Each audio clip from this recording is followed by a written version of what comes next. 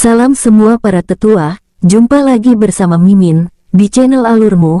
Semoga para pendengar Alurmu selalu senantiasa dinaungi kebahagiaan, kesehatan, serta rezeki yang cukup. Oke, Mimin langsung lanjut ceritanya. Selamat mendengarkan, dan hidupkan imajinasi para tetua. Cerita pun dimulai.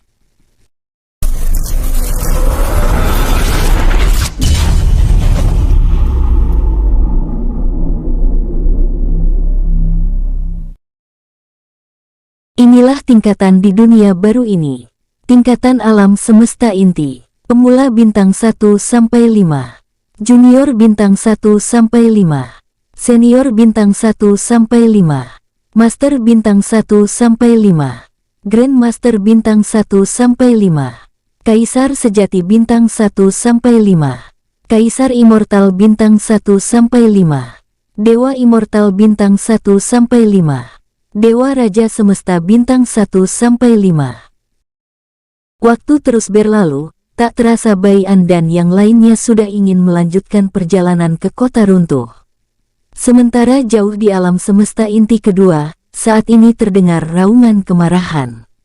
Bom, duar, aku tidak mau tahu, cepat kalian cari tahu cara menumbuhkan lenganku ini, jika tidak, kalian akan menerima akibatnya, teriak Jenderal Hu Yandi kepada para alkemis dan tabib. Seketika semua alkemis dan tabib langsung berhamburan keluar dengan kaki bergetar hebat di setiap langkah mereka. Setelah para alkemis dan tabib pergi, kini tatapan Hu Yandi mengarah ke orang-orang yang berlutut di depannya. Orang-orang tersebut terlihat ketakutan, padahal mereka adalah orang-orang yang selalu disanjung dan ditakuti, tapi kini mereka ketakutan di depan Jenderal Hu Yandi. Kalian semua kembali ke alam semesta inti kelima, keempat dan ketiga, tunggu bocah itu di sana ke sana. Jika kalian menemukannya, beritahu kepadaku, atau jika kalian bisa menangkap atau melumpuhkannya, maka aku akan memberikan kalian hadiah yang besar, kata Hu Yandi. Seketika 20 orang yang berlutut langsung menghilang, rata-rata mereka adalah anggota klan Hu yang disusupkan ke setiap alam semesta. Mereka juga kini telah menjadi penguasa dunia di setiap alam semesta. Ada juga yang menguasai perdagangan seperti membangun pavilion.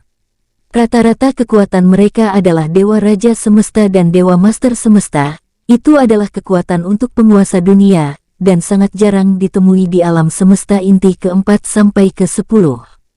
Untuk alam semesta inti ketiga sampai pertama, rata-rata kekuatan seperti Dewa Raja Semesta dimiliki oleh ketua klan menengah atas dan ketua klan besar tingkat rendah.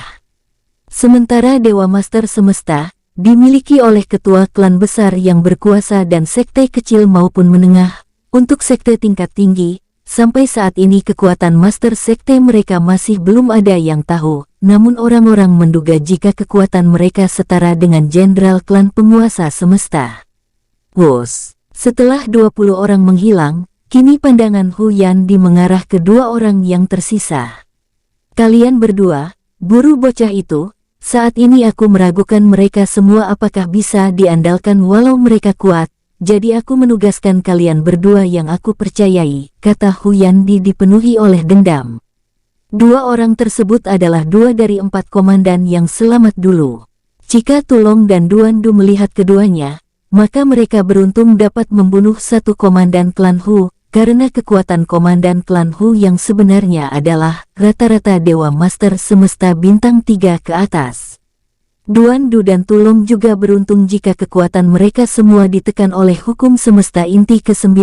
Jika tidak ditekan, mungkin mereka akan langsung mati hanya karena tekanannya saja. Baik Jenderal, ucap Hu Hongmeng dan Hu Buyao secara serempak, mereka berdua langsung menghilang dari tempat mereka. Setelah itu Hu Yandi juga ikut menghilang, karena mendapat panggilan dari penguasa semesta Hu Xiao. Di tempat lain, yaitu alam semesta inti ke-6. Di sebuah tempat paling berbahaya, ada sebuah gua, di dalam gua duduk pria sepuh. Huuf, aku tidak membayangkan jika mereka melebihi monster atau iblis, mereka bahkan membantai semua yang datang dalam waktu kurang 1 minggu, gumam Sun Chu. Beruntungnya aku diberikan kesempatan untuk hidup, walau saat ini aku telah diburu oleh beberapa klan besar, karena telah menyebar informasi palsu, tapi aku merasa tidak takut oleh mereka semua, kecuali ketiga monster atau iblis itu. Setelah aku kembali ke alam semesta inti kelima dan berhasil membawa semua keluargaku untuk bersembunyi, aku harus mencari mereka lalu mengabdi, karena aku yakin jika aku mengabdi kepada mereka, itu adalah pilihan terbaik dan bisa menjamin keselamatan keluargaku juga. Gumam Sun Chu terlihat bertekad, setelah itu ia memejamkan matanya untuk memulihkan luka-lukanya, akibat perturangan melawan beberapa tetua klan besar.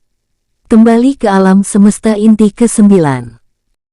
Kakak, aku merasa ada aura familiar di kota itu, kata Duan Du perlahan turun.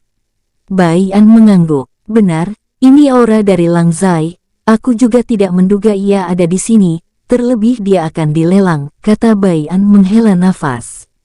Hehehe, aku tak menyangka nasib Paman Lang Zai akan sama seperti Paman Xiong Zai yang dilelang juga, kekeh Duan Du merasa lucu. Ayah, siapa itu Lang Zai? Tanya Bai Han tersadar saat mendengar pembicaraan ayahnya dan pamannya.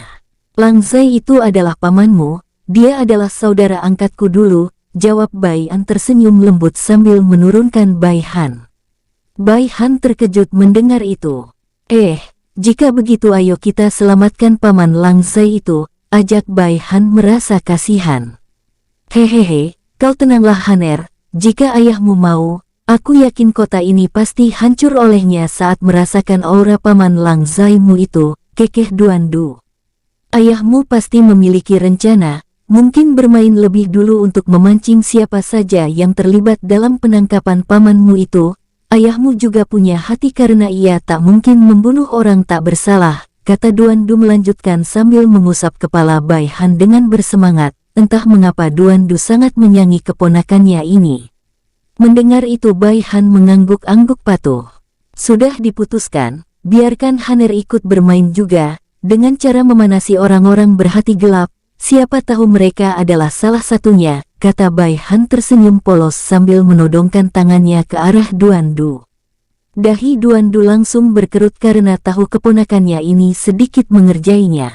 Sementara Tulong tertawa terbahak-bahak dan Fujian, Wudi kini menutup mulut menahan tawa. Kau ini keponakan paman yang nakal, kata Duan Du menjewer telinga Bai Han. Aduh, sakit paman, kata Bai Han sedikit merajuk, padahal ia sengaja. Duan Du hanya mendengus kecil, tapi tetap memberikannya cincin penyimpanan dengan jumlah harta yang fantastis. Bai An yang dari tadi diam mulai bicara. Ayo kita masuk. Dan kau Futua, kau pasti sudah paham apa maksudku. Fujian mengangguk lalu berjalan di depan bersama Wudi, Bai An, Bai Han dan Duan Du berada di tengah, sementara Tulong paling belakang. Tep-tep, saat sampai gerbang Fujian langsung berkata, Klan Fu dari alam semesta inti ke-6. Fujian menunjukkan token pavilion dan token tetua Klan Fu. Seketika penjaga itu yang tak lain adalah para penjaga cabang pavilion semesta, langsung membuka jalan. Setelah itu salah satu penjaga menghampiri Fujian. Tuan, apakah Anda butuh petunjuk jalan? Biarkan saya yang mengantar Anda kemana yang Anda inginkan, selama di kota runtuh ini, kata penjaga tersebut dengan nada sopan. Fujian tidak menjawab, melainkan melirik ke arah Bai An dan Bai Han. Suruh tunjukkan di mana warung mie ayam berada, karena saat ini aku ingin mencicipi beberapa makanan, kata Bai Han dengan nada sombong dan angkuh. Fujian mengangguk hormat. Baik tuan muda, kata Fujian. Setelah itu Fujian melirik ke arah penjaga tersebut. Bawa kami ke warung mie ayam terbaik di kota ini. Baik tetua, jawab penjaga itu kini sedikit merasa ketakutan. Ia juga mencoba menebak identitas Bai Han, tapi saat ia memikirkannya lebih jauh, ia langsung menepisnya, karena saat ini tugas yang sebenarnya adalah tidak menimbulkan kekacauan.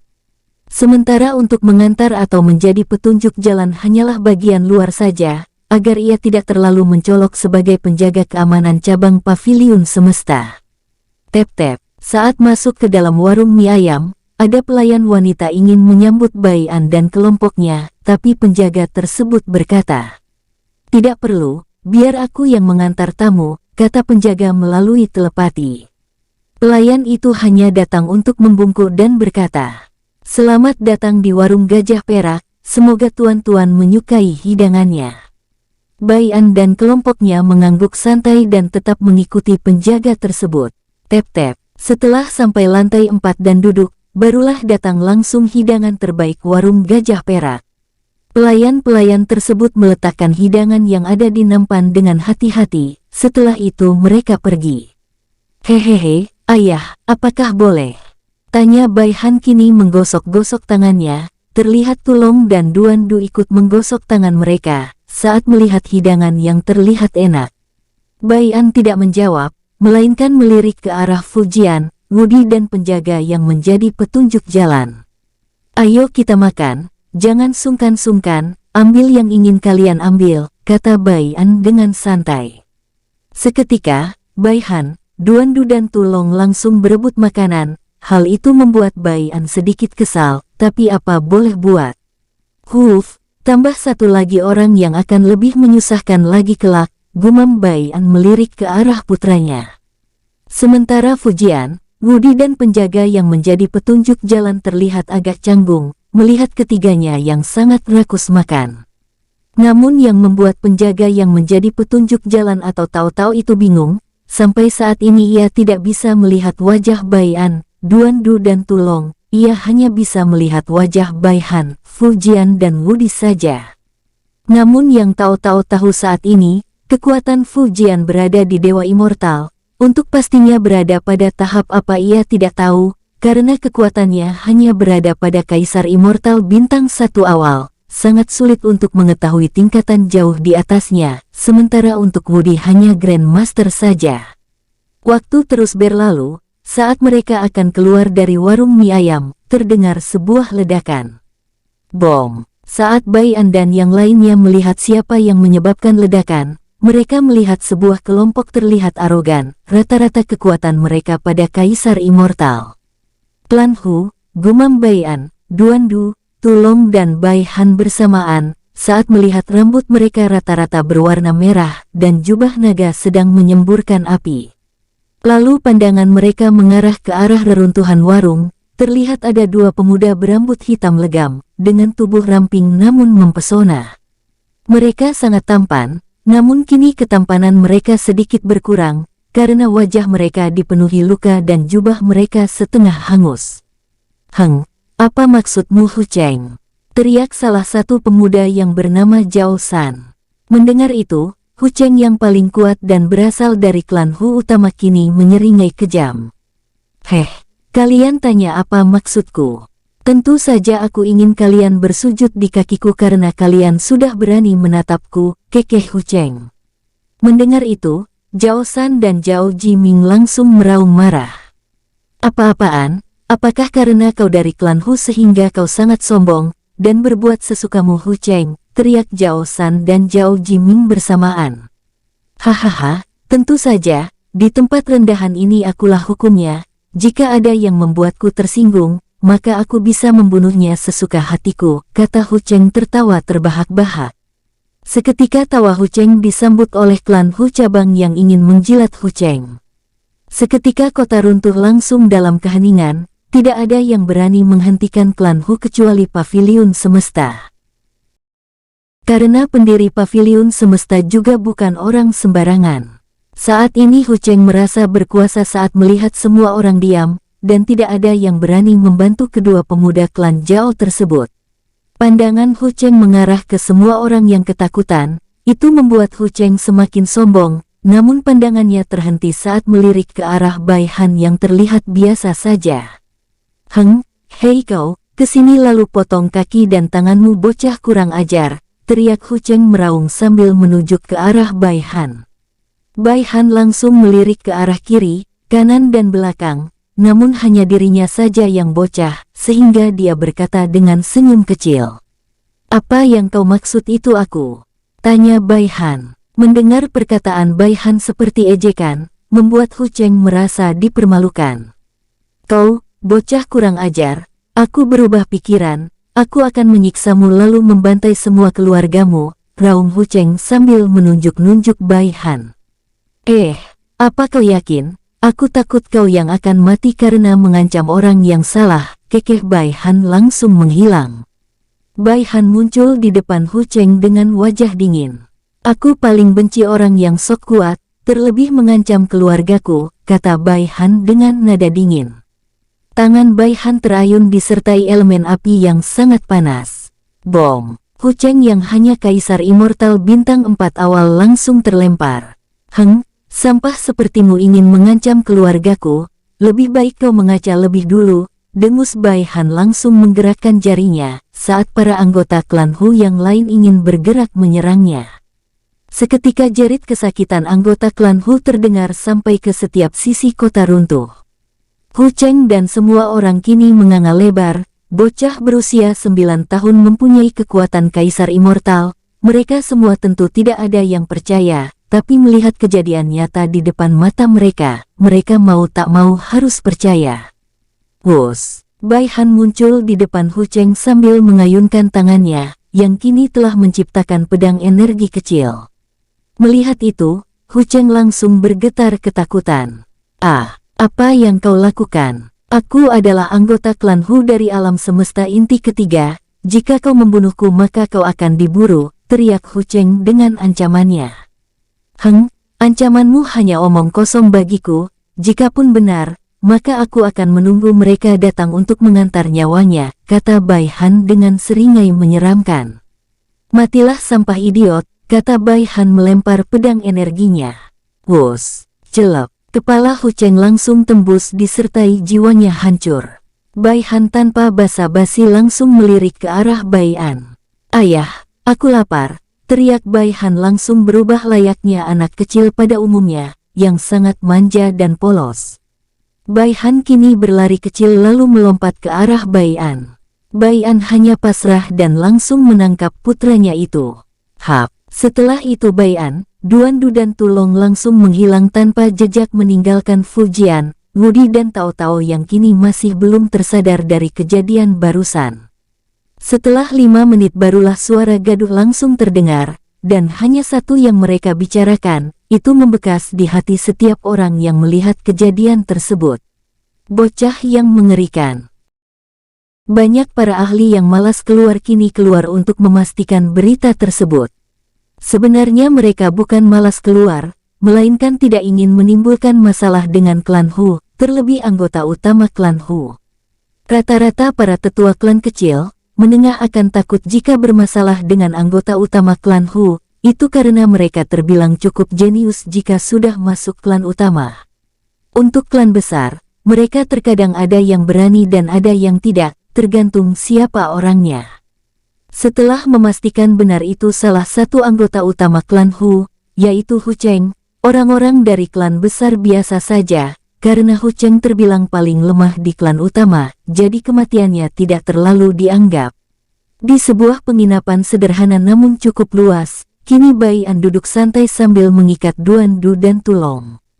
Terlihat Duan Du dan Tulong kurang puas karena tidak bisa ikut bersenang-senang. Terlebih lagi mereka kesal melihat senyum mengejek Bai Han yang sedang pura-pura tidur di pangkuan Bai An.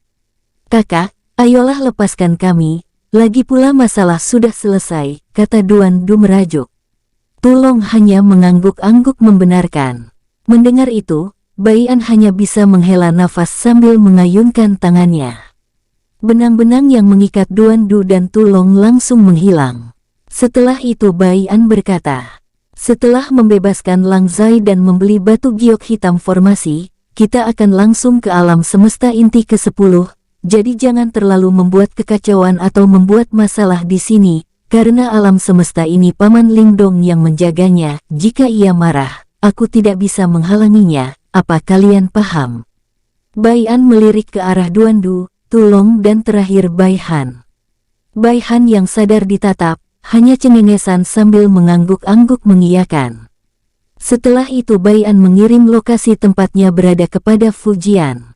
Di tempat Fujian saat ini bersama Wudi duduk bersama, di depan mereka ada wanita yang tentunya Fujian kenal, di samping wanita tersebut, tepatnya berada di belakang berdiri Tao Tao. Namamu Fujian bukan? Tanya wanita yang bernama Jia Wei. Fu Jian hanya mengangguk dengan sedikit gugup. Setahuku klan Fu berasal dari alam semesta inti keempat, tepatnya klan menengah di dunia elang kuning, kata Jia Wei menebak-nebak sambil menatap ke arah Fu Jian. Walau aku tidak terlalu mengetahui klan menengah terlalu banyak, tapi setahuku klan Fu memiliki putra angkuh tapi sampah yang suka bermain wanita. Usianya telah mencapai 10.000 tahun lebih. Sementara orang-orang yang bersamamu, tidak ada satupun dari mereka yang mencapai 10.000 tahun.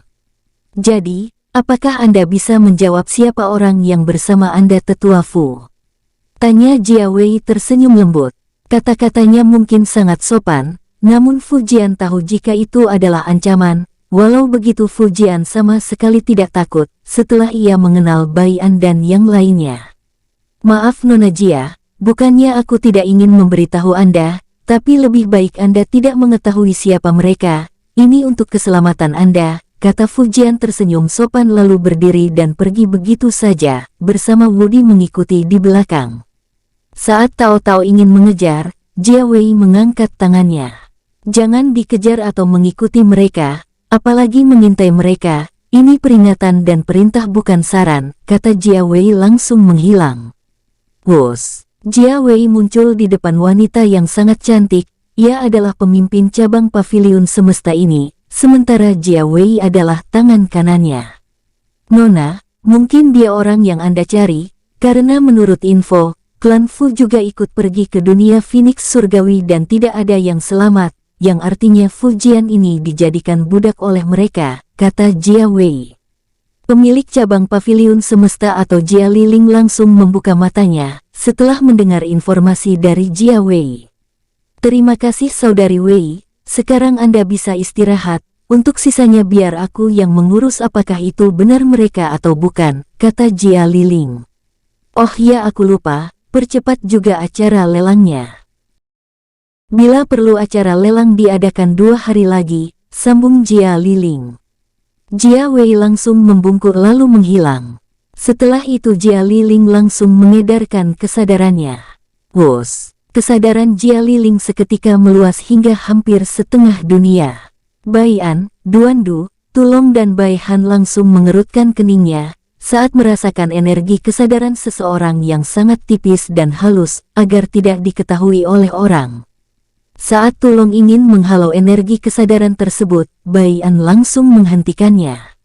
Jangan lakukan, orang ini sangat kuat, kita juga tidak tahu apa yang ingin ia cari, sehingga menyebarkan kesadarannya sampai hampir memenuhi dunia ini, kata Bai An dengan nada serius. Tulong langsung mengangguk patuh. Sementara Jia Liling kini membuka matanya sambil mengerutkan keningnya. Aku yakin itu mereka. Benar seperti informasi jika mereka sangat pintar dan selalu bertindak dengan kemampuan, gumam Jia Liling kini terdiam. Saudari Jia Wei, katamu ia datang bersama tetua klan Fu, yaitu Fu Jian. Tanya Jia Liling melalui telepati. Benar Nona, jawab sebuah suara di pikiran Jia Liling. Jia Liling seketika tersenyum manis, ia langsung menghilang dari tempatnya. Tep-tep. Saat ini Fu Jian dan Wudi hampir sampai ke penginapan sederhana dan sedikit kumur. Namun tiba-tiba Fu Jian terdiam saat mendapat pesan telepati lagi dari Bai An. Setelah itu Fu Jian melirik ke arah Wudi. Ah, aku lapar, ayo kita ke restoran untuk makan, ajak Fu Jian. Wudi mengerutkan keningnya, tapi ia tetap mengangguk patuh. Fu Jian dan Wudi langsung berbalik arah menuju warung empek-empek kapal selam terdekat. Sementara Jia Liling mengerutkan keningnya saat mengikuti Fu Jian. Aku yakin ia tidak sadar diikuti, tapi ia mendapat pesan telepati dari 3 orang itu, gumam Jia Liling tersenyum tipis. Aku bukan orang bodoh yang bisa kalian permainkan, gumam Jia Liling melirik ke arah penginapan kumuh. Ketemu kalian, gumam Jia Liling langsung menghilang dari tempatnya. Di tempat Bai An, setelah Duan Du disuruh mengirim pesan telepati kepada Fu Jian. Saat ini Bai An dan Bai Han sedang memejamkan matanya, tak lama ia langsung membuka matanya. Ada tamu tak diundang datang, hati-hatilah karena dari auranya yang samar-samar, orang ini yang menyebar energi kesadarannya tadi, kata Bai An dengan nada serius.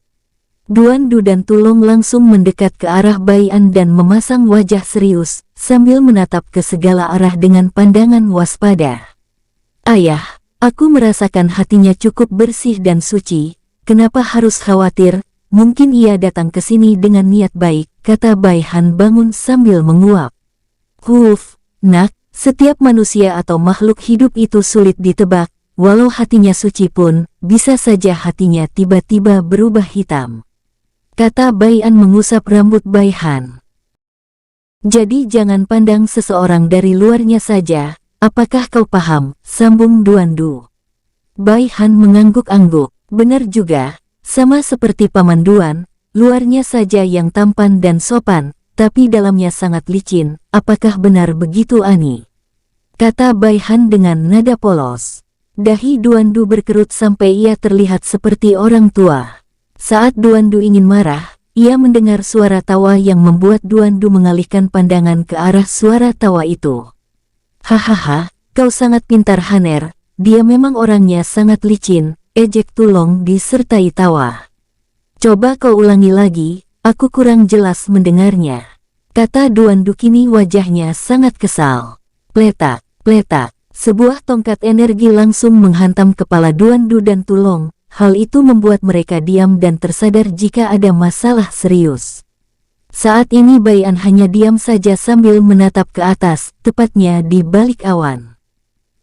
Sungguh tidak baik jika aku tidak menyambut tamu yang datang, kata Bai An langsung melambaikan tangannya. Seketika lantai di bawah Bai An retak.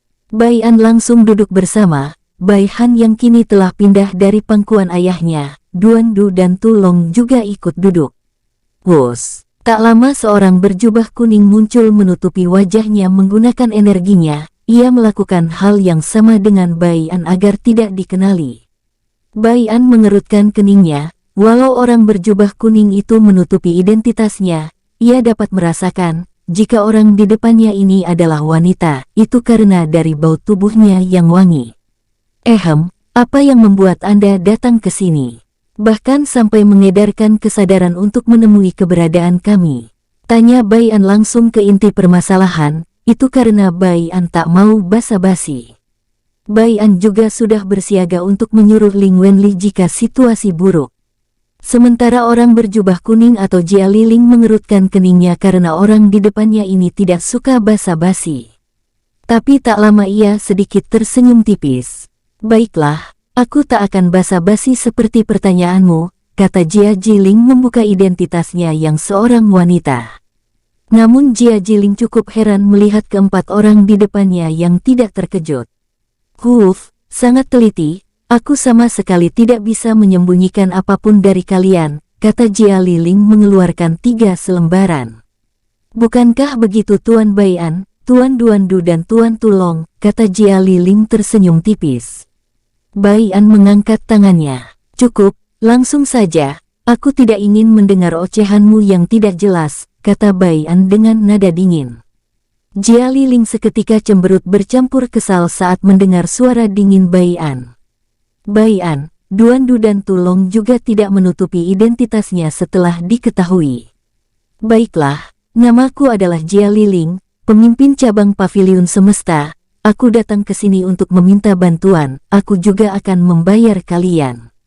Kata-kata Jia Liling terhenti saat Bai An langsung berkata, pergilah, aku tidak berminat, apapun bayarannya, kata Bai An dengan dingin.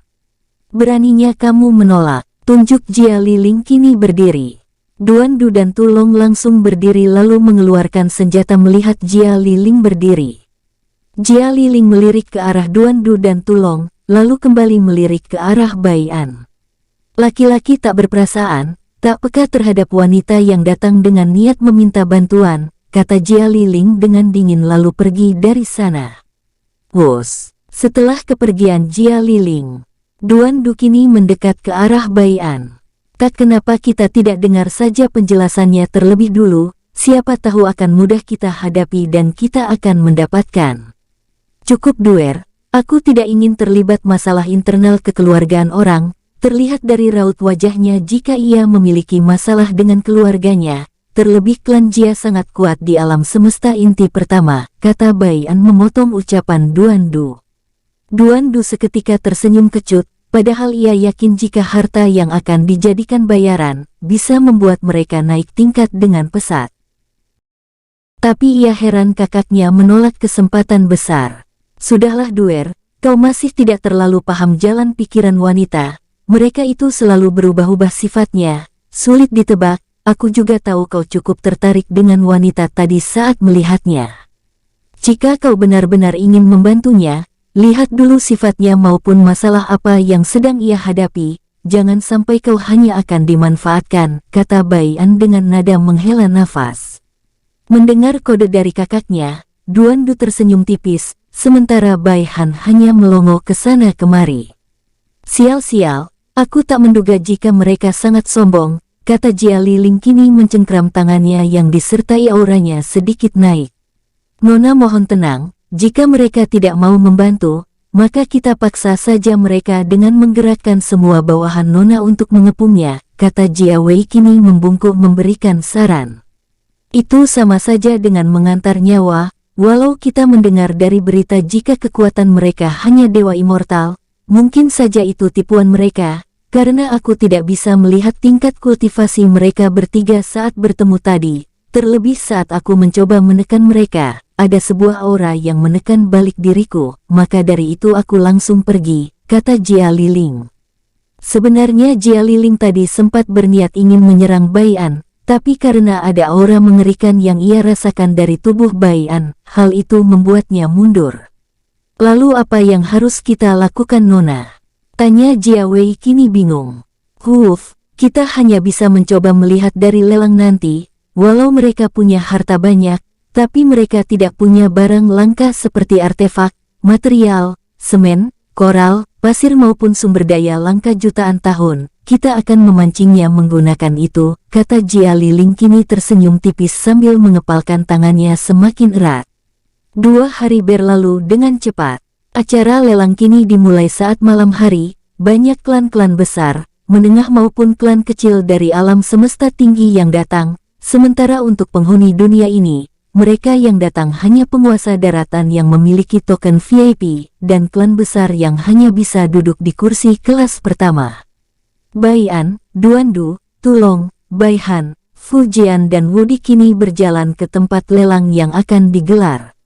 Tep-tep. Saat Bai An sampai, ia melirik ke arah lantai paling atas, tepatnya tempat di mana Jia Liling melihat ke arah Bai An dan kelompoknya. Fu Jian yang di depan langsung maju lalu memberikan token VVIP milik Paviliun Semesta. Melihat itu, para penjaga mempersilahkan Bai An dan kelompoknya masuk. Tep-tep. Saat sudah di dalam, Jia Wei sudah menunggu di depan. Jia Wei langsung mengeluarkan senyum sopan. Salam tetua Fu, kita bertemu lagi, sapa Jia Wei. Fu Jian hanya mendengus kecil, lalu ikut tersenyum. Salam juga Nona Jia Wei, mengapa Anda di sini?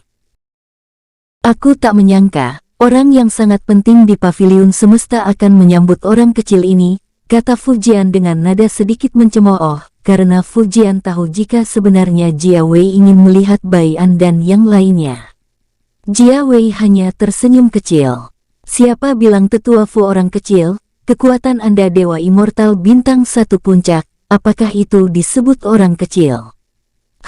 Lupakanlah, aku memang menyambut kalian dengan tulus, mari, kata Jia Wei tersenyum lembut sambil melirik ke arah Bai An, Duan Du dan Tulong. Saat ini Jia Wei tidak bisa menebak yang mana Bai An, Duan Du dan Tulong, karena identitas mereka sangat tertutup. Fu Jian melirik ke arah belakang, lalu Bai Han mengangguk kecil. Fu Jia membalikkan badannya lagi melirik ke arah Jia Wei sambil mengangguk.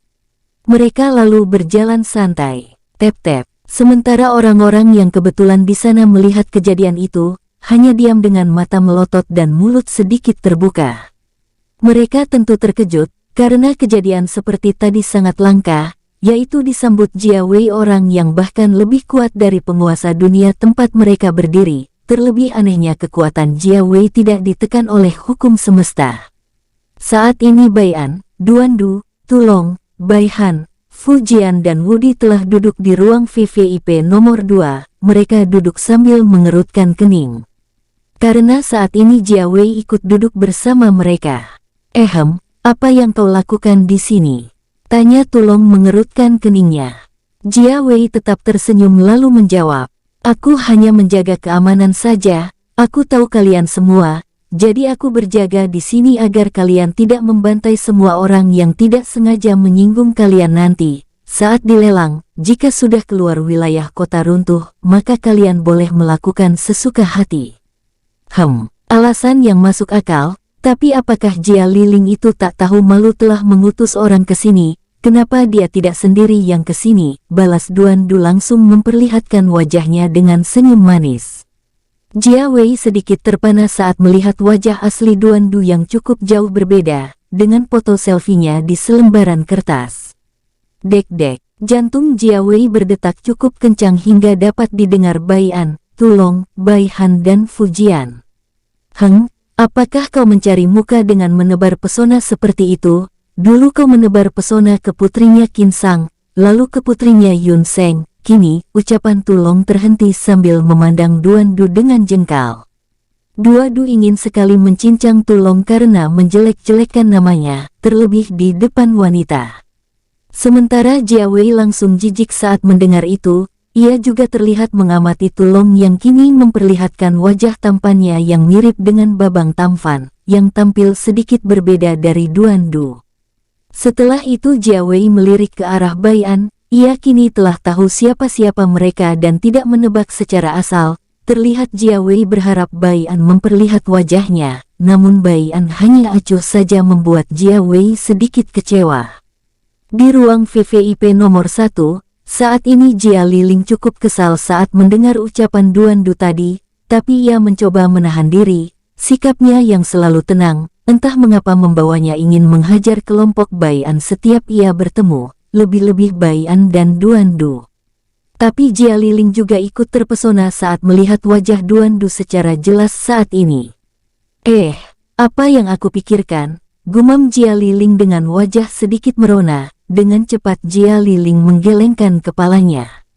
Tidak, laki-laki itu semuanya sama saja, jangan sampai jatuh cinta. Gumam Jia Liling menggeleng-geleng. Tep-tep, seorang wanita dengan gaun hijau safir berjalan ke atas panggung, dengan wajah imut bercampur kedewasaan keibu-ibuan langsung membuat semua orang-orang terpana. Wah, dia adalah Nona Jia Gisia, tangan kiri pemimpin cabang Paviliun Semesta, teriak salah satu orang yang duduk di kursi kelas 2. Seketika suara ricuh terdengar menggema. Sementara Jia Gisia hanya tersenyum tipis lalu berkata, harap semua tamu-tamu kehormatan Paviliun Semesta tenang, karena acara lelang akan dimulai saat ini juga. Seketika suara ricuh semakin menggema saat mendengar Jia Gisia sendiri, yang akan membawa acara lelang kali ini.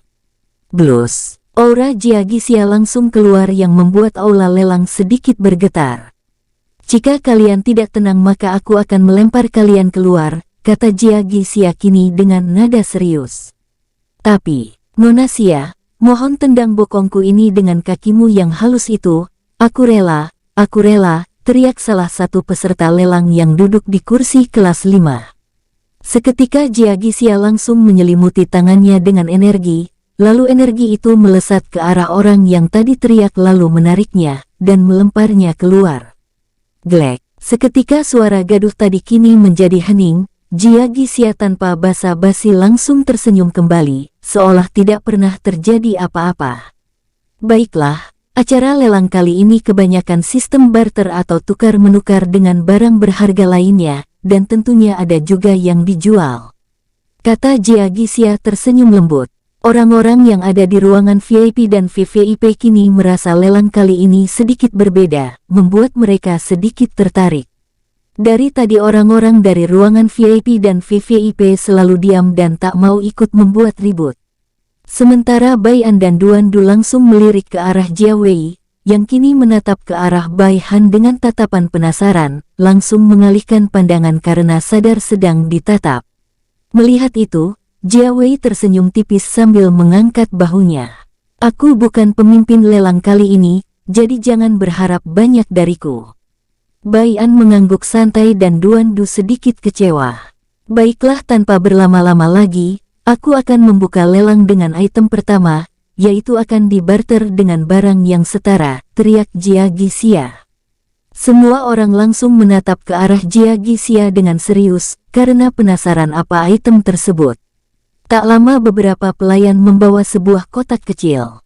Setelah kotak kecil ada di tangannya, Jia Gixia kini melirik ke arah tempat ruangan VVIP nomor 2. Baiklah, barang kali ini adalah batu giok hitam formasi tingkat tinggi. Jika ada yang berminat, tolong ajukan dengan barang yang setara, kata Jia Gixia masih melirik ke arah kelompok Bai An, berharap mereka berminat juga. Tentu saja Bai An dan Duan Du yang melihat dan mendengar itu sangat tertarik, karena itulah yang mereka cari. Tapi mereka menutupi rasa keinginan mereka agar tidak diketahui oleh Jia Wei, yang tahu jika ia menjadi mata-mata secara nyata. Hahaha, Tuan Muda, itu barang yang kau cari, tidak sia-sia kita kesini, kata Tulong tiba-tiba tertawa. Seketika wajah Bai An dan Duan Du menjadi gelap. Menyadari hal tersebut, Tulong langsung menutup mulutnya layaknya anak kecil yang ketahuan berbohong. Tulong juga melirik ke arah Jia Wei, karena sadar jika ada orang lain yang duduk di kelompok mereka. Sialan, kenapa juga jalang ini ada di sini? Gumam Tulong kini menatap tajam ke arah Jia Wei. Jia Wei yang baru saja selesai mengirim informasi jika Bai An dan kelompoknya datang mencari batu giok hitam formasi, langsung tersenyum tipis saat melihat tatapan tajam Tulong, bahkan Jia Wei juga ikut berkedip. Saat Tulong ingin bicara, Bai An dan Duan Du lebih dulu mengirim pesan telepati. Sebaiknya kau lebih baik diam saja Tulong, jangan bicara yang tidak-tidak lagi, kata Bai An. Sementara untuk Duan Du, ia berkata, Paman jangan pancing orang untuk memanfaatkan kita, lebih baik kau diam saja, karena setiap kau bicara, kau tidak sadar telah bicara yang bisa membuat kita tersudut. Tulong langsung murung, ia kini menatap ke arah Jia Gixia yang tersenyum lebar, karena telah mendapat info penting dari Jia Wei. Sementara di ruang VIP nomor 4 terlihat beberapa pria sepuh yang menemani pemuda yang cukup tampan. Penetua, itu dia, aku butuh itu untuk menguatkan senjataku, jika senjataku telah naik tingkat, aku yakin bisa masuk murid dalam, sehingga ayah akan langsung bangga dan tidak mengucilkanku lagi, kata pemuda yang bernama Lao Diu. Sabar Diuer, kita pasti akan mendapatkannya, kata penetua itu melirik ke arah dua orang penetua lainnya. Salah satunya langsung berbisik, banyak orang yang menginginkannya penetua, walau kita adalah penetua sekte pedang teratai, termasuk 10 sekte besar di alam semesta inti kedua. Saat ini kekuatan kita ditekan oleh hukum semesta ini, jadi kita tidak bisa menekan mereka menggunakan kekuatan kita dan nama sekte. Benar penetua, banyak juga ahli klan besar yang sengaja mengirim orang di tingkat dewa immortal. Jika mereka mengirim kekuatan dewa raja semesta, kekuatan mereka pasti ditekan, sehingga kita kalah selangkah. Sambung penetua satunya. Penetua yang bernama Lao Zhao itu terdiam sesaat. Setelah itu ia melirik ke arah Lao Diu atau cucunya yang sangat berharap. Tetua tenang saja, walau kita tidak mendapatkan item itu, aku sama sekali tidak kecewa, karena salah satu tujuan kita ke sini adalah mencari orang yang tetua maksud, kata Lao Diu. Lao Zhao menghela nafas, Lao Diu tidak tahu jika dirinya adalah kakeknya, karena ketua atau ayah Lao Diu menyembunyikan ini darinya. Lao Zhao kini bersuara dengan nada datar. Ruangan VIP nomor 4 ingin menukarnya dengan daun jeruk yin yang, semoga ada yang mau mengalah. Mendengar itu, Jia Gixia langsung berkata, apakah ada yang ingin menukar dengan yang lebih tinggi dari daun jeruk yin yang? Klan Ba dari alam semesta inti ketiga ingin menukarnya dengan senjata tingkat 3 awal, kata salah satu tetua klan Ba di ruangan VIP nomor 8. Mendengar ucapan yang angkuh dan sombong, Duan Du langsung melihat harta-harta yang cocok untuk ia coba barter. Saat menemukan yang cocok, aku ingin menukarnya dengan buku hukum angin tingkat menengah, kata Bai An dengan santai. Seketika semua orang memandang ke arah ruangan VVIP nomor 2, dengan pandangan sedikit terkejut. Buku hukum angin tingkat menengah sangatlah langka dan jarang ditemui, walau ditemukan juga, mereka yang menemukannya akan menyimpannya rapat-rapat, karena takut menjadi bahan rebutan. Duan Du kini memasang wajah jelek karena ketenarannya telah direbut kakaknya. "Kak, apa yang kau lakukan?" Terdengar suara Duan Du di dalam kepala Bai An. Bai An hanya tersenyum kecil lalu memandang ke arah ruangan VVIP nomor 1. Seakan sadar apa yang dimaksud kakaknya, Duan Du ikut melirik dan paham jika di ruangan itu ada Jia Liling yang ingin ikut barter untuk memojokkan mereka. Dia cukup pintar juga ingin membuat kakak agar mau membantunya, gumam Duan Du tersenyum tipis. Sementara orang-orang ini mulai ricuh saat mendengar buku hukum angin tingkat menengah. Sehingga salah satu dari mereka bertanya karena tidak percaya. "Hei, apakah ucapanmu itu benar atau kau hanya ingin mencari sensasi?" teriak salah satu klan besar dari alam semesta tingkat yang lebih tinggi.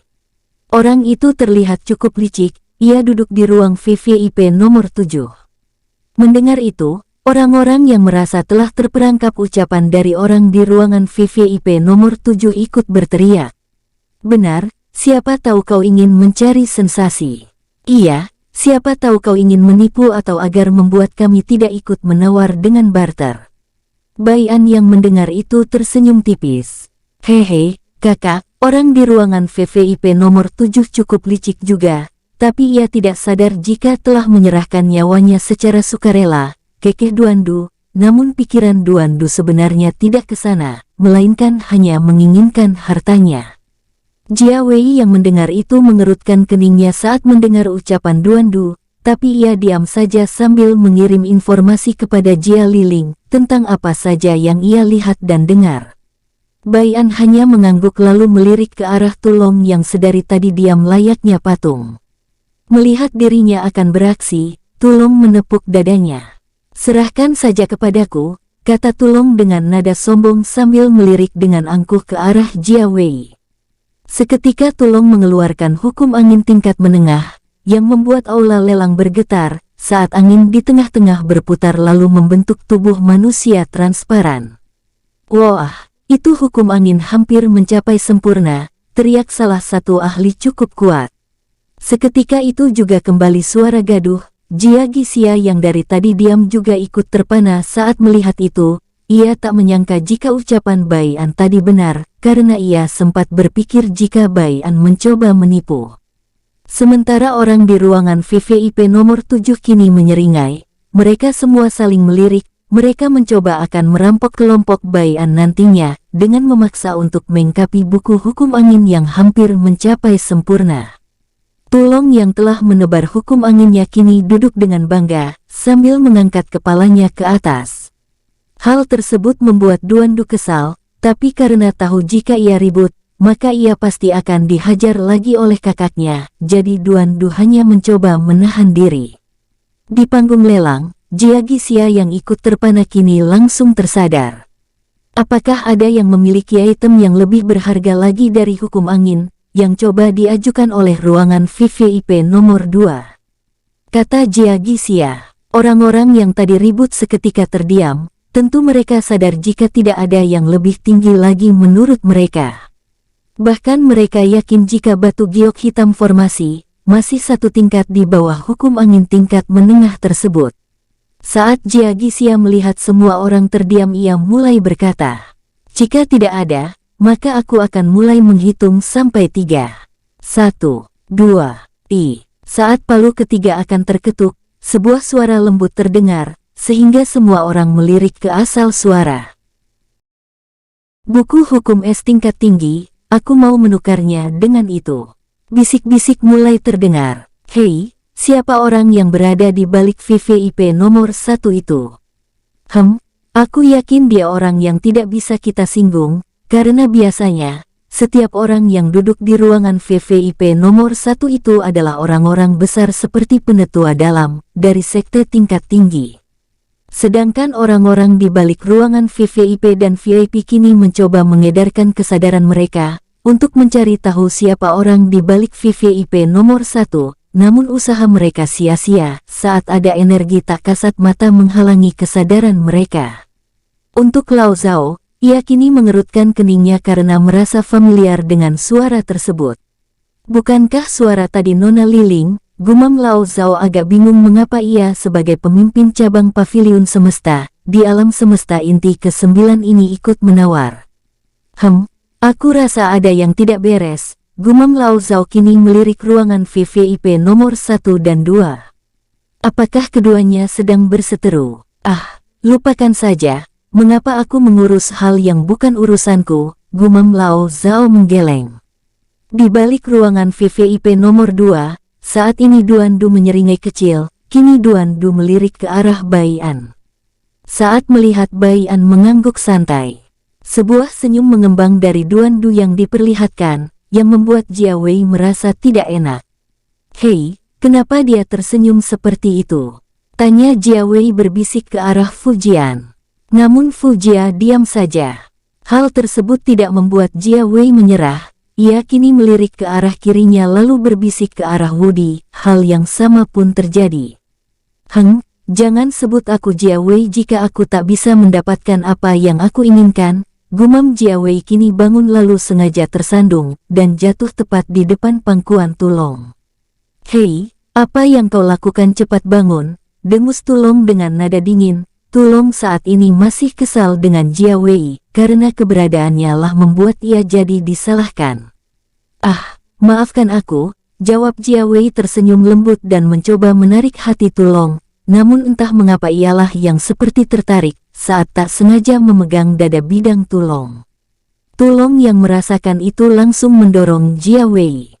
Jangan coba-coba untuk merayuku, atau kau akan benar-benar menyesal seumur hidupmu, dengus Tulong dengan nada dingin. Benar apa yang diucapkan Nona jika kelompok mereka sangat dingin dan sombong, dengus Jia Wei berdetak pinggang lalu pergi dari ruangan tersebut. Melihat Jia Wei pergi, Tulong dan Duan Du langsung tos. Hehehe, bagus, rencana kakak ternyata sukses, kekeh Duan Du. Setelah itu Duan Du kini melirik ke arah Bai Han dengan senyum tipis. Bai An yang menyadari itu ingin memperingati Duan Du namun terlambat. Bai Han lebih dulu mengangguk sambil melihat ke arah ayahnya dengan wajah memelas. Ayah, aku juga ingin menawar, kata Bai Han dengan nada merajuk. Hal itu membuat Bai An hanya menghela nafas sambil menatap tajam ke arah Duan Du, yang kini berpura-pura melihat ke arah Tulong. Baiklah, tapi jangan terlalu menimbulkan banyak masalah. Ayah yakin kau pasti paham maksud ayah kan, kata Bai An. Bai Han langsung mengangguk-angguk sambil tersenyum bahagia. Paman, lantas barang apa yang ingin kau tawarkan? Tanya Bai Han kini melihat ke arah Duan Du. Kau cukup bilang seperti ini, Duan Du langsung berbisik ke telinga Bai Han. Bai Han yang mendengar itu langsung melirik ke arah ruangan VVIP nomor 1. Hehehe, baiklah, kata Bai Han tersenyum polos. Jiagi Xia yang kini mendengar sebuah suara dari ruangan VVIP nomor 1 langsung berkata, apakah ada yang lebih tinggi lagi dari buku hukum es tingkat tinggi? Jika tidak ada, maka aku akan mulai menghitung. Aku juga ingin bukti, siapa tahu hukum es tingkat tinggi yang dimaksud bibi itu hanya bualan juga, teriak sebuah suara melengking. Orang-orang yang mendengar suara anak kecil langsung mencemooh. Bocah ingusan tidak mengerti apa-apa, lebih baik diam. Kata sebuah suara di balik ruangan VVIP nomor 7, yang tak lain orang yang ingin mencari masalah dengan kelompok Bai An. Orang busuk, kau terlalu banyak omong, teriak Bai Han langsung memancarkan hukum es tingkat menengah, beserta aura kaisar sejati bintang 5 puncak. Bai Han sengaja mengeluarkan aura kaisar sejati bintang 5 puncak. Jika ia mengeluarkan kekuatan aslinya, maka orang-orang akan muntah darah tak percaya. Saat Bai Han mengeluarkan aura beserta hukum es, semua orang diam saat merasakan hawa dingin yang cukup membuat orang-orang yang duduk di kursi kelas 1 sampai kelas 5. Sementara pria tua yang berada di ruangan VVIP nomor 7 kini wajahnya memerah, karena dipermalukan dan diejek oleh anak kecil. Blus. Aura Dewa Immortal Bintang 3 langsung keluar dari tubuhnya mengguncang aula lelang. Hanya pria busuk dengan Dewa Immortal Bintang 3 saja sudah banyak omong kosong. Dasar busuk, ingin menindas seorang bocah lagi, di mana letak kepalamu? Ejek Bai Han secara terang-terangan. Ia juga tidak merasakan dampak tekanan dari orang tersebut, karena ayahnya telah melindunginya.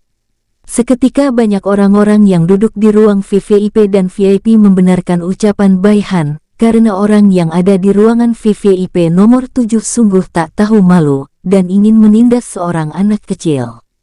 Jia Gixia yang diam saja kini mengeluarkan auranya juga, saat mendapat peringatan dari Jia Liling, yang hanya diam saja saat terjadi kekacauan. Blus, jika kau tidak menarik auramu, jangan salahkan aku menendangmu, kata Jia Gixia berkata dengan nada dingin ke arah Diugu. Diugu langsung berkeringat dingin, saat merasakan tekanan aura Dewa Raja Semesta Bintang 2 akhir. Seketika Diugu menarik auranya, dan ia kini melirik ke arah kelompok Bai An. Klan Diu tak akan terima dihina, kau akan menerima akibatnya, kata Diugi secara terang-terangan memberi ancaman kepada kelompok Bai An. Apakah aku percaya bualanmu pria tua busuk, ejek Bai Han. Seketika tawa membanjiri aula lelang, saat mendengar suara melengking anak kecil membalas dengan cemoohan. Wajah Diugu semakin memerah, ia kini mencoba menahan amarah dan menargetkan kelompok Bai An saat lelang selesai. Sementara Duandu, Tulong, Fujia dan Wudi kini tertawa terbahak-bahak di dalam ruangan VVIP nomor 2. Hahaha. Hander kau memang yang terbaik, tidak banyak basa-basi dan langsung memancing amarah orang, kata Duandu tertawa terbahak-bahak. Benar, tidak sia-sia aku dulu mengajarkanmu, sehingga kini kau terlihat sangat pemberani dan tak takut ancaman musuh, sambung Tulong dengan bangga. Sementara Bai An entah sejak kapan ia kini telah memejamkan matanya bermeditasi, ia juga merasa tak terganggu.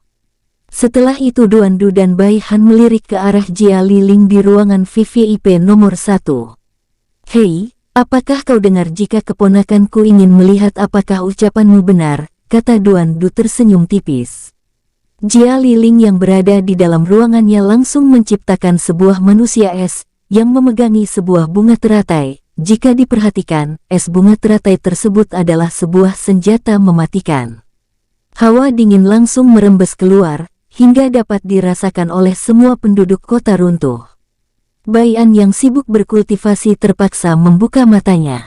Ini, kekuatan Dewa Master Semesta Bintang 1 awal, gumam Bai An dalam hatinya.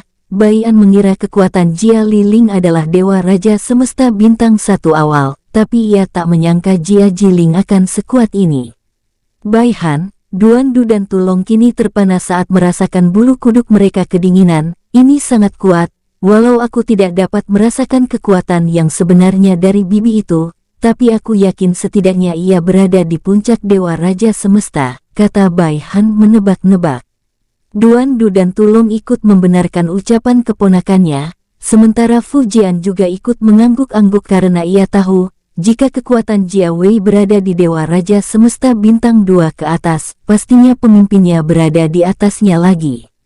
Beberapa saat kemudian, keheningan terjadi, semua orang yang mengikuti acara lelang kini terpana akan hukum es tingkat tinggi, baru kali ini mereka melihat hal yang seperti ini. Jia Gixia yang melihat itu menyunggingkan senyumnya, ia langsung berkata, apakah ada yang lebih tinggi dari hukum es tingkat tinggi? Tanya Jia Gixia. Suara Jia Gixia langsung menyadarkan semua orang, kini semua orang membisu. Duandu juga tak tahu harus berkata apa saat ini, baru kali ini ia kehabisan kata-kata, bukan kehabisan, melainkan sebenarnya terpana dan seolah tidak mau memprovokasi Jia Liling. Bai Han kini melambaikan tangannya ke arah pamannya, namun tidak mendapatkan respon sehingga Bai Han berteriak. Paman, apa yang kau lakukan? Seperti tidak pernah melihat wanita saja, jika kau suka dengan bibi itu, nanti aku akan ke sana menyampaikan salammu dan memberitahu isi hatimu. Suara melengking Bai Han disertai senyum polos membuat orang-orang tersadar, tak lama mereka semua tertawa terbahak-bahak mendengar kelucuan Bai Han. Jia Liling bahkan ikut menutup mulutnya saat mendengar itu. Ia saat ini ingin sekali mencubit Bai Han karena ia menganggap Bai Han sangat polos. Namun semua orang tidak tahu jika Bai Han sungguh mengerikan dalam hal kecerdasan. Ia memanfaatkan wajah polos dan tubuh mungilnya untuk menjerat semua orang. Bahkan Bai An yang mendengar itu kini ikut tertawa kecil. Anak ini, gumam Bai An menggelengkan kepalanya lalu menambahkan. Duer, sekarang kau ada lawan, bahkan aku yakin kau akan terpojok oleh keponakanmu sendiri, gumam Bai An terkekeh kecil. Sementara wajah Duan Du kini memerah, bahkan asap sampai keluar dari rambutnya saking merahnya wajahnya. Haner, kata Duan Du kini terlihat menanggung malu. Hap, terlihat tangan Duan Du ditangkap saat Duan Du ingin menangkap Bai Han. Hei, apa yang kau lakukan kepada keponakanmu sendiri? Ia ini masih anak-anak yang polos, dengus Tulong sambil mengedipkan matanya ke arah Bai Han. Duan Du langsung menarik tangannya lalu mendengus kecil, ia langsung duduk sambil memasang wajah kecut. Seketika Bai Han dan Tulong tertawa melihat raut wajah Duan Du. Waktu kembali berlalu. Saat ini batu giok hitam formasi telah dimenangkan oleh Jia Liling, dan semua yang diinginkan oleh kelompok Bai An juga dimenangkan oleh Jia Liling. Bai An, Duan Du, Tulong, Bai Han, Fu Jian dan Wudi tahu jika ini adalah permainan Jia Liling. Agar mereka marah dan menyerah, setelah itu mereka akan mendatangi Jia Liling untuk bertanya, atau menyepakati tujuan Jia Liling. Hingga lelang item ke-70, Jia Gixia langsung bertepuk tangan. Prok prok prok jadi apa-apa-apa. Baiklah, saat ini item ke-71, yaitu binatang yang cukup aneh serta tidak diketahui jenisnya. Pasalnya binatang ini masih sangat lemah namun bisa berubah bentuk menjadi manusia. Terlebih lagi ia menguasai beberapa hukum tertentu saat ditangkap dan melakukan perlawanan oleh kelompok yang tak disebutkan namanya, kata Jia Gixia. Tep-tep, saat manusia terlihat urak-urakan dan kacau dipaksa berjalan. Bai An, Duan Du, Tulong langsung menatap tajam ke arah manusia yang dirantai tersebut. Aura Tulong seketika keluar. Blus. Orang-orang yang merasakannya langsung terkejut. Binatang terkutuk, itulah yang ada di benak semua orang termasuk Jia Liling, Jia Wei dan Jia Gixia. Sementara orang yang dirantai kini mengangkat kepalanya ke asal aura tersebut, dengan seutas senyum ia berkata, "Kematian kalian yang menangkapku akan tiba. Tunggulah akhir menyakitkan yang akan kalian terima." Mendengar itu, orang-orang cukup bingung dengan maksudnya. Mereka mengira jika budak yang akan dilelang sudah gila, namun beberapa ahli yang cukup pintar dapat menyadarinya, termasuk Jia Liling yang kini merasa bersalah telah melelang Lang Zai. Tanpa menunggu waktu lama, Ling Wenli yang entah sejak kapan telah dikeluarkan dari dunia jiwa kini muncul di depan Lang Zai. Dung. Waktu seolah berhenti, namun itu bukanlah waktu, melainkan hukum angin tingkat dewa. Saat ini Ling Wenli berjalan santai sambil melihat orang-orang yang hanya melirik ke arahnya seolah waktu berhenti. Krak-krak, dengan santai Ling Wenli melepaskan Lang Zai sambil berkata dengan dingin. "Sebenarnya aku bisa saja melenyapkan kalian semua, namun karena aku telah dilarang, maka aku hanya akan bertugas membawanya saja. Jika ada yang keberatan maka aku tak segan-segan akan melenyapkannya." Setelah menunggu 3 detik, merasa tidak ada yang keberatan, Ling Wenli langsung menghilang bersama Lang Zai. Wos, setelah menghilangnya mereka, waktu seolah berjalan kembali, semua orang kini mengambil napas tersengal-sengal, karena hukum angin tingkat dewa menekan mereka semua agar tidak bergerak. Bai An, Duan Du, Tulong, Bai Han dan kelompoknya juga melakukan hal yang sama, agar mereka tidak dicurigai. Jia Liling yang kini menatap ke arah Bai An dan kelompoknya mengerutkan keningnya. Apakah ini bukan ulah mereka? Gumam Jia Liling kini cukup bingung, saat melihat ekspresi kelompok Bai An. Sementara di ruangan VVIP nomor 7 kini para tetua klan Diu dan anggotanya berkeringat dingin. Bersambung, sampai ketemu di episode selanjutnya. Semoga kalian semua selalu terhibur, dan terima kasih.